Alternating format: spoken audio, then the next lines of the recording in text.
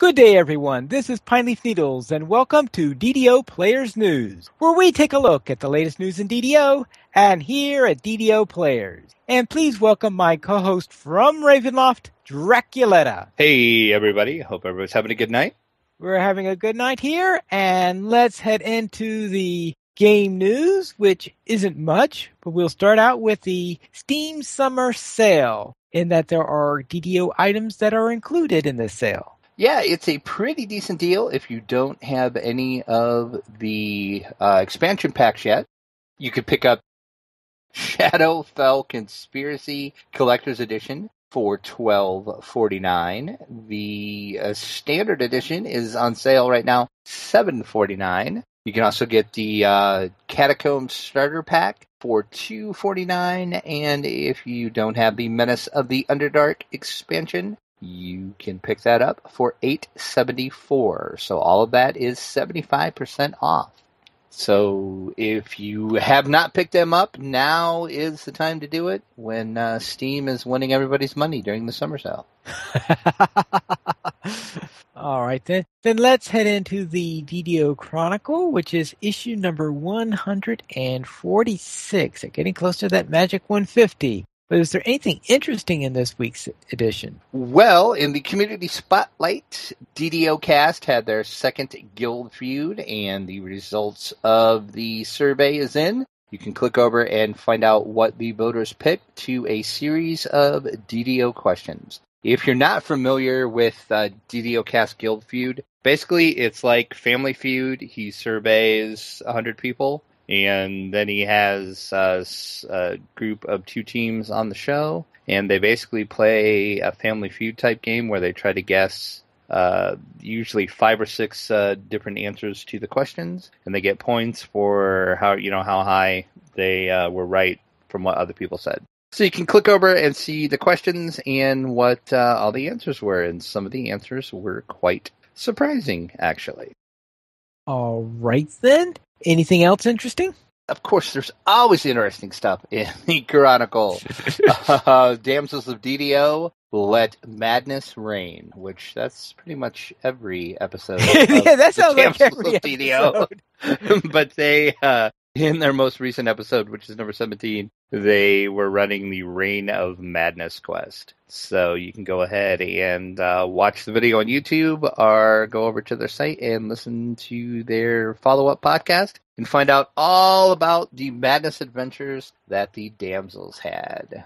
Also, Voodoo Spice has a couple new videos up on the Vault of Night series of quests. And in one particular one, he is telling you how to solve the puzzle. So if you're having a little bit of problems with the puzzle in the Vault of Night, Voodoo Spice is here to help. Click over and check out his YouTube channel.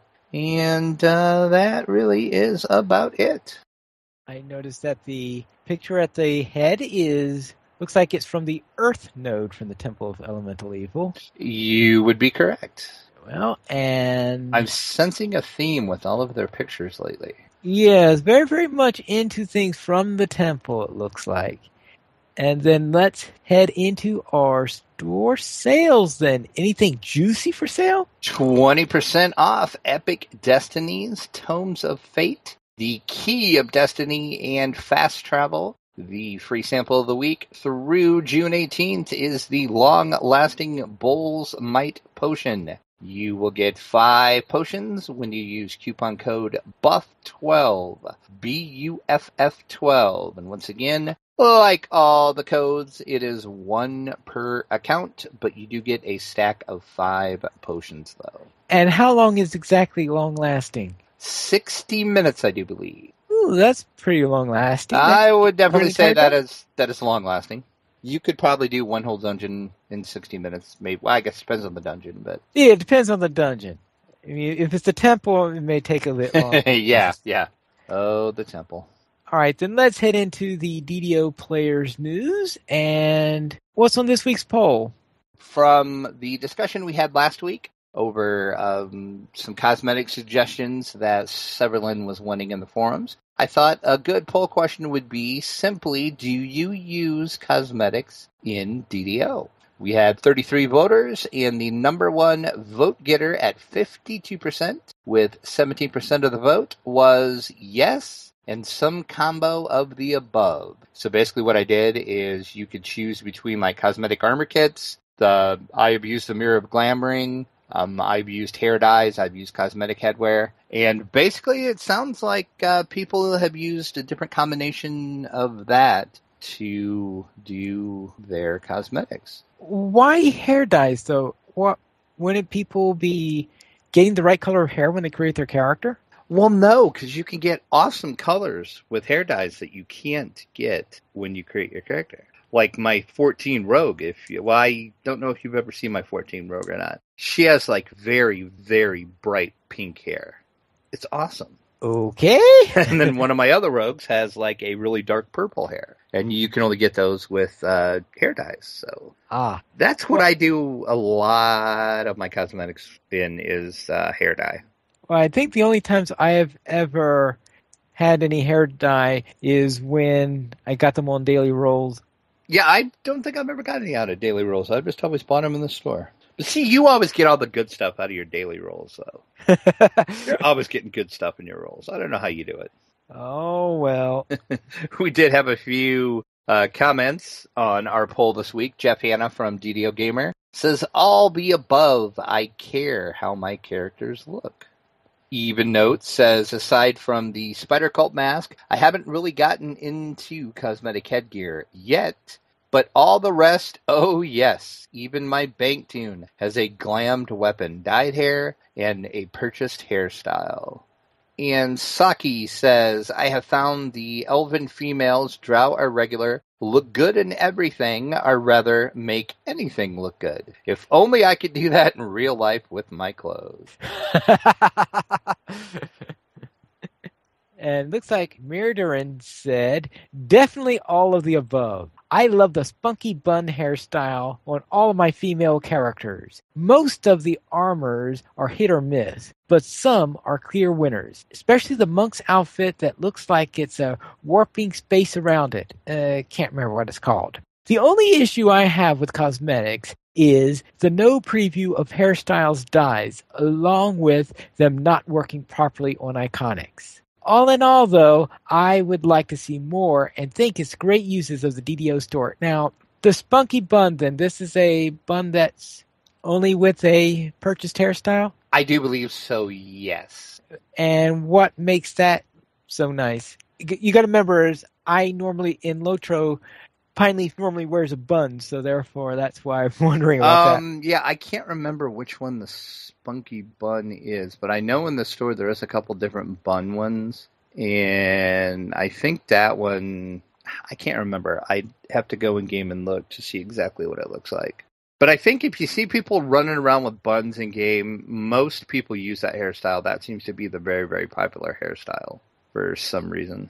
All right, I'll have to take that into account. Then, if I'm ever looking into it, I'll probably have to do it with a character that I'm expecting to play a lot, because I'm not going to spend cosmetics on a character that you never play. Yeah, that's true. Like my permadeath characters that I'm playing for 5 levels, and going to another. It wouldn't make a lot of sense to throw some turbine points spent on them when you're just going to get rid of them and go on to something else. So I can see your point there. Right. But maybe with my warlock, I could do something. And the final comment we have on this week's poll is from Teacherson. Says, heck yeah, I even have a ritual to it. I won't buy anything for a character until they reach level 10. And I'm only if I'm really digging their appeal. Then I go shopping. Ninjas get their mask, archers get their robes. I just found the Mirror of Glamoring, and I applied an outfit look, the one with the fan around the head, to my Zen archers. I tend to recycle outfits now that they're not bound to. So, looks are very important to me, and it adds to the roleplay and the excitement. All of my characters are female, although I'm not, which I can attest to that because I only play female characters as well. But I think they need to accessorize rubbed off on me. It reminds me of a Wizard of Oz meme. 2 women in a heated fight over a pair of shoes. The horde Shabarath will not stop me from maximizing my fashion sense.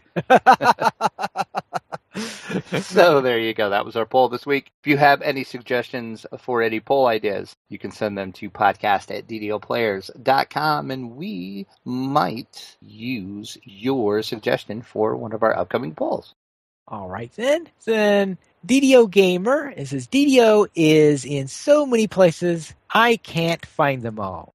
Jeff over at DDO Gamer just recently had a blog post up that I really enjoyed for two reasons. One, he gave DDO players a shout out, so we appreciate that. Yay. But two, he was just saying how he is enjoying the explosion of DDO fan sites and podcasts here of late. And, he's saying when he first started playing, there was like 2 podcasts and maybe 1 or 2 blogs. And now there are just blogs and podcasts everywhere. He lists them all and with links to them. And that's where he talked about DDO players. So once again, thanks, Jeff, for doing that. He also talks about DDO Central, talks about our DDO. Of course, for podcast, he talks about DDO Cast, of course, DDO Cocktail Hour, us, the Damsels of DDO, and the new podcast on the block, which is the Dirty Kobold. And then he also goes in to cover different blogs, different YouTubes, and he lists them all. And there was actually some of these that I did not even know existed. So I am now following a couple of new YouTube channels and some new blogs now. So, and I agree with Jeff. It's great to see how many new blogs and podcasts that have popped up about DDO, which it's pretty good for a game as old as it is, that the community is still going stronger than ever, which I think is good to see. And so does Jeff. So is part of this a result of the temple, or has this been happening? And he kind of talked about that. He was trying to figure that out, and some of them did come from about the time the temple. I think, excitement in the game did pick up a little bit, but I think it's just kind of been building slowly. I'm seeing, people talk about DDO a little more now, and which I personally think is nice, because usually all you ever hear about is Neverwinter. Right. Not saying Neverwinter's a bad game.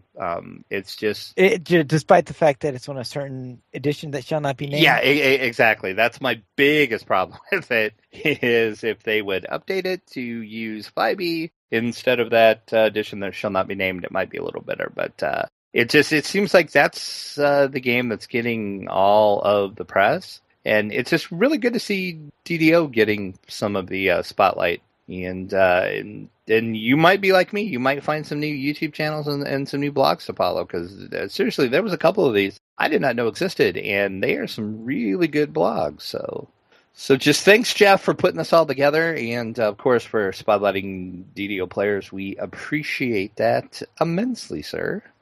All right, then let's head into news beyond DDO, and we'll begin with the official 5th edition Player's Handbook errata. And I must say that if I remember my history properly, this is one of the smaller first rounds of errata I have seen. It is, actually, and I was going to point that out as well. Yeah, it's amazing at how little errata there is, which I guess should be a good thing, and kudos to the writers and the playtesters and everybody that worked on 5e, that they got a lot right on the first go-around. So way to go, Wizards, on that. And I think most of it is more in the way of clarifications than anything else. Yeah, it's I'm just trying to think if there was any one thing that really, and that's the bulk of it.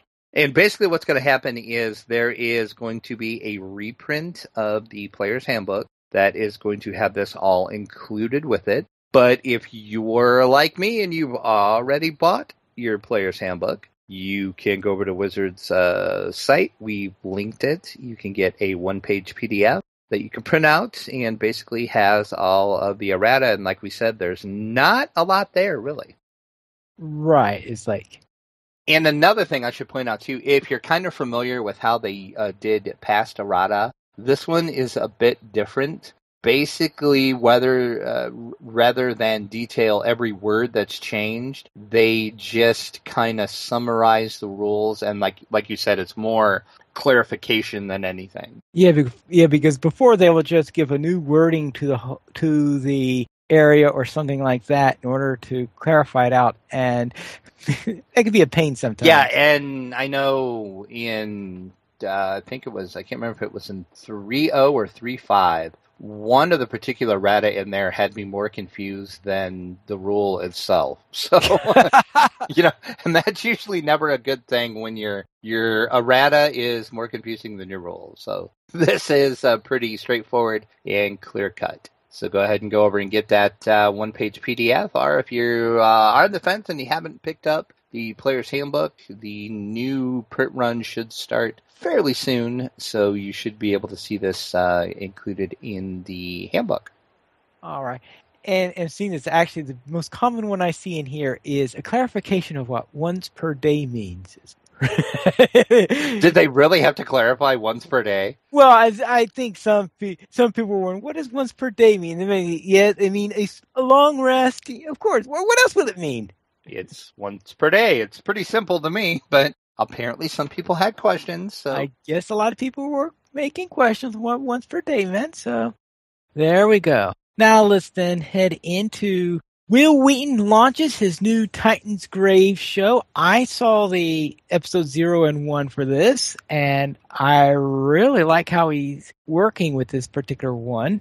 And how did you like it? I did too. I really, really enjoyed it. And this is the first time that we're talking about Titan's Grave. I just have not reported on it yet, and I thought, you know what? After I watched the first 2 episodes, I thought, okay, it's time we start promoting this and getting this out here, because this is a very well-produced show. And if you're not familiar with what Titan's Grave is, it's based on Green Ronin's upcoming fantasy age role-playing game system. And it just so happens that one Mr. Will Wheaton helped to create and write some things for the new age role-playing system. So therefore, that is what's used in Titan's Grave.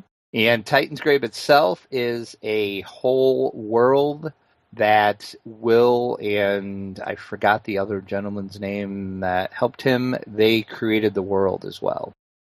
All right. So he's going to be quite a bit on the credits to that particular. Yes, he is. And I know if you follow him on Twitter and other social medias, he's been talking about editing some of the shows. So he is pretty hands-on with this. He's actually doing some of the video editing for it as well. So apparently Will Wheaton does it all. Oh, yeah. He seems to be quite busy on the matter. And now we know what these...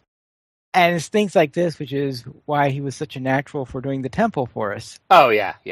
And yeah, I guess I should point out that Wheaton is the, I guess you can't call him a dungeon master since it's not D&D. He is the games master for the show as well as the show host.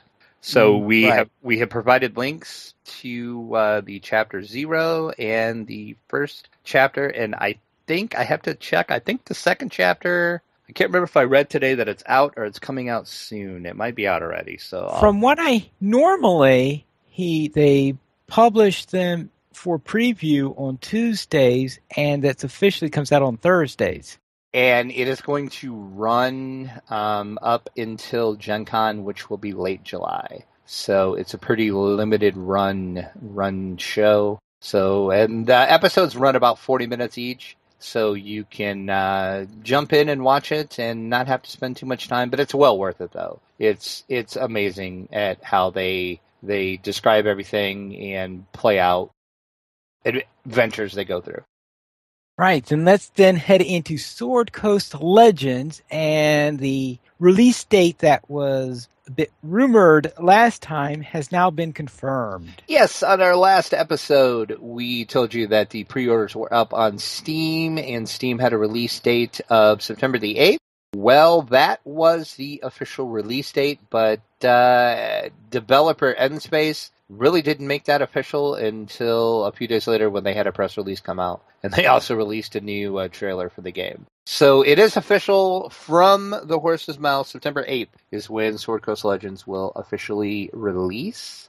And they, like I said, they did release a new trailer. And also they announced that it is going to be available on Xbox One and PlayStation 4 as well. And that was never announced before either. So if you got an Xbox One or a PlayStation 4, you're not going to be left out. It's not only going to be PC players that are going to get to check out Sword Coast Legends. You too can partake. All right, then. Then let's head into our week in DDO. Well, Did you do anything? As you can tell from my stuffiness that I'm having and my little fits of sneezes and coughs, I've been kind of under the weather, so I didn't do a lot this week. I did run my 14 Rogue through the Temple Part 1 just to try to get some random encounters to get some chests to spawn, and of course didn't get any name drops. I mean, at this point, nobody should be surprised at that. Nah, not a major surprise. So I think I'm going to try maybe one more time, and then I think I'm going to wait until Update 26 comes out, because they supposedly, according to the Lavania patch notes, have fiddled with the drop rate numbers a little bit. So we'll see if that makes it any better. But, at this point, I just think the RNG is just being very cruel to me now. But what's new, right? What is new, right? And then that's really all I did, other than what I did with you on our Wednesday playthrough. And I'll let you talk about the crazy exploding madness that we had on Wednesday night. That's right, on my Artificer, level 13, and on Dracula's Ranger Rogue, level 13. We did a couple of quests in Lord March Plaza. First, we did Eyes of Stone, which, as you could guess from the name of it, involves our fun friend, a Medusa. In a very well-placed mirror, spoiler alert. Well, yes, it was. There's one point where I saw a switch. I says, "Oh, what does this switch do?" And apparently, Drac had moved the Medusa next to the mirror around the same time I had pulled the switch. So I presume that doing them both is what you need in order to get the results you need. Apparently, because it worked out very well. Yeah, very well. Yes, because it wasn't so much fun before that. Not at all. But yes, so we went all there trying to find the Medusa, trapping the Medusa, and then having a boss fight where you're trying not to look at the person you're fighting. Yeah, that's always a fun time. And after that, we did a little quest called Undermine, which, as you can guess from the title, involves us going underground into some mines in order to prevent some sappers from undermining this city and causing it to collapse. And we meet a kobold by the name of Kaboom. What an awesome name for a kobold. Definitely. And the name is very appropriate. Yep, Kobold did go boom, so. Go boom, boy. And he has got to be one of the tougher bosses and this is coming right off of a Medusa. Yeah, exactly. I figured that, I thought, oh, well, nothing can be as bad as that Medusa. This should be a cakewalk. No, that kobold was, in fact, you spent virtually the entire dungeon chasing and trying to pin down this guy, and the number of times he manages to escape and go to another round and was getting through things. And the mines, the minefield. Oh, that minefield was insane. Whoever came up with that minefield. And I completely ran out of tools when I was going through there. Yeah, that didn't help matters much. Right. But it didn't help that before this point, I had several different types of tools. So therefore, several different types of tools that weren't particularly easy to get. I almost think that just piling on one big plop of just regular tools is almost better because at least I've got lots of them. And let's face it, my disabled trap skill is like through the roof. Well, yeah. Plus 3 tools.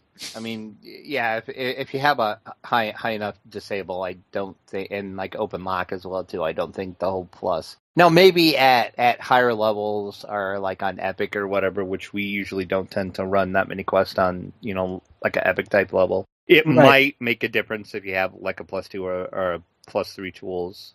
I think mine were +1s I was using, but like you, my disable is so high, I don't think it really mattered that much. Though I must say I went through a lot of tools during that quest. Oh, yeah. Took forever to clear a safe path to the very end of that room. Of course, we were also using the Kobold. I forgot what they were called. The Kobolds had like little bomb things you could pick up and drop, and I thought, well, what would happen if I'd pick one of them up and then put one of them down and then run way back before it goes off and see what happens. And that helped a little bit because that would, it depends where I'd put it, but it would take out 4 or 5 of those mines at once. So that, 4 or 5 that helped a little bit. A little bit, but it takes a long time in order to set up one of those things. Yeah. And you got to get far away. Yeah, I finally decided it was easier just to like sit there and just disable them by hand. One by one, so that quest probably took longer than it should, but that was a fun quest though. And then on my Artificer alone, I decided to try out Archer Point Defense Epic.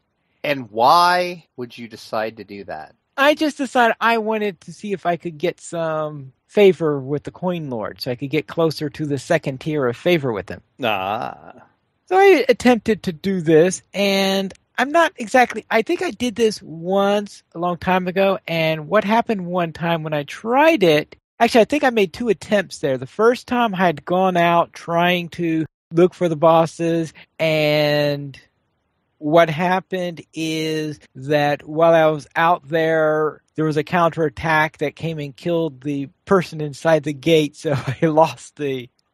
So I wasn't quite, so I was a little bit paranoid and didn't leave the gate far enough, so I didn't get out to do all the tasks I need to do in order to win this one. So obviously there has to be a good balance on being able to get back when there's the counterattack, but you have to be able to accomplish everything for the quest at the same time. Right, yeah, because it's timed, if I remember. Right, it's timed. Yeah, okay. It did not help that one time when I was out, when I decided to go out, a shaman, or whatever that thing was, threw a blindness on me. Blindness is a pain. You seem to always get blinded. Now, what really got me, though, is that this blindness was for 2 minutes. Oh, good grief. And I didn't think that to see whether or not there was anything in my inventory that could get it off sooner. And eventually, I did find out, I did happen to see when I was cleaning out my inventory after our regular session, that I actually had a protection from blindness potion in my inventory. Right. Well, now I found that. Did. Yeah, exactly. Of course I find it now when I don't need it. I got 6 million potions and I don't know what they're for. Well, see, we talked about this a little while last week. You carry around way too many potions, my friend. All right. Now, with my fighter, I decided to get a cleric for some extra healing, even though, let's face it, the cleric isn't exactly the most useful when you're dealing with the Warforged, but I think that's 50% healing or something like that. Yeah, you do get a touch, so it's enough to... It was enough for my purposes, especially since I'm a fighter, and so therefore I have a nice armor class and all that stuff. So I went into the steam tunnels and did Blockade, Caverns Shog, and the Halls of Chanticleer. And there's this part where you're supposed to hit this target from across a gap in order to bring down the bridge. Which would be tough with the fighter. Well, I would think. Actually, you would think a fighter wouldn't have too much trouble shooting across a gap since they are masters of all weaponry. But my fighter, the character I have with the lowest wisdom and the lowest intelligence, is the one that finds the secret passage that gets you across the bridge without having to do that. Oh, that's awesome. It's like, how many times? I think I had one other character that managed to get across that way, but usually I don't find them.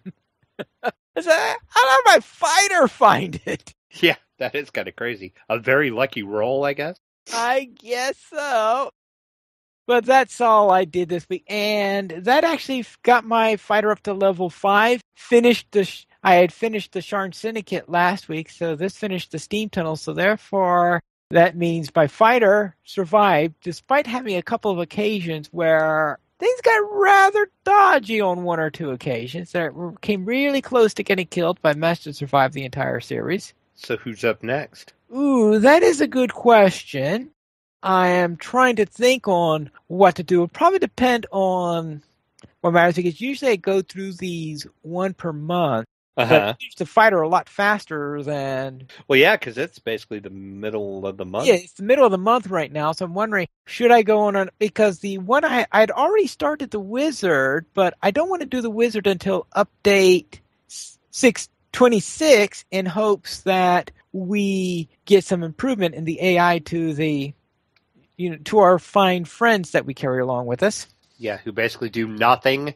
Right. Yeah, I'm trying to figure out the pattern on them, because sometimes they do absolutely nothing, and sometimes they seem to be active, and I haven't quite got the pattern down yet. Yeah, I can't. They're active and when they're not. I can't figure that out either, because it seemed like Wednesday when we were going through the Undermine, the hirelings were actually doing a halfway decent job at doing stuff, and they were doing stuff without being told. But now, like you said, the next time we play, they're going to stand there and do absolutely nothing. So I don't get, I'm like you, I don't understand. So we'll have to figure out what's going on in this. And hopefully they'll have that fixed when Update 26 comes out. Might not hold my breath, but whatever. One can always... But as for who is next, alphabetically, of course, it would be... Well, I had skipped the Favored Soul, but I've mainly skipped them because I don't have that class. And after Fighter is... No, I forgot what class comes after Fighter alphabetically. So whatever class it is. So it's either going to be might be the Monk. Yeah, I was going to say, I'm thinking the Monk. So the choice then is between doing the Monk, waiting until doing the Wizard, because I was thinking of bouncing back and forth between there. And of course the Warlock is out until after up. Right, but the question bears then, do you have a Monk? Since you don't have a Favorite Soul, do you have a Monk already? Oh yeah, I have Monk unlocked. I think I bought the Monk quite... I think the Monk is a VIP, comes with VIP. Either that or I bought it already. I think you must have bought it, because I don't think I have a Monk. I'll have to check, but I'm pretty sure I don't have Monk unlocked, so you must have bought it. All right, because I didn't think that's one that I had purchased, but I know I have access to it. Well, let me do some quick Google foo and find out. Okay, some quick Google foo, like a monk. Yeah, you see what I did there? Yes, Well, you do your Google foo. Okay. I will talk about donations. Where if you'd like to help DDO players, you can go to the donations page where you could support the Players Alliance on Patreon. There you will find rewards, including a mention on DDO Players News, or even to be a guest host with us. We have no iTunes reviews, but we would just love to see one. It's been a while since we've had an iTunes review. And all our featured comments were mentioned back when we were talking about our weekly poll. Any success yet? The Monk you do have to buy. You do not get it as a VIP. So you have apparently bought it at some point. Either that or as part of some expansion or something like that. But I don't think it was, because I think the expansion one was the Druid was one that came with an expansion. Correct, yep. And then, of course, the... Favorite Soul you have to buy as well, or you can unlock it in game with favor, of course. Way more favor than I'm. Yeah, it does take a lot of favor to get the Favorite Soul.